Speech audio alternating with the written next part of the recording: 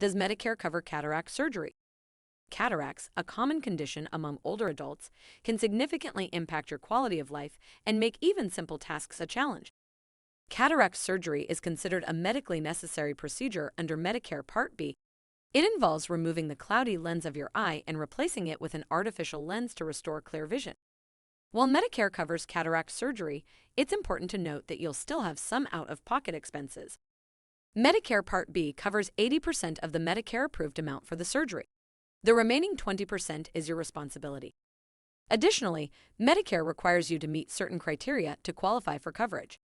You'll need a referral from your eye doctor who will determine the medical necessity of the surgery.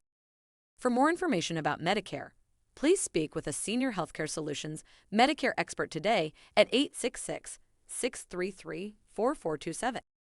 Thanks for watching. Like and subscribe for more Medicare videos.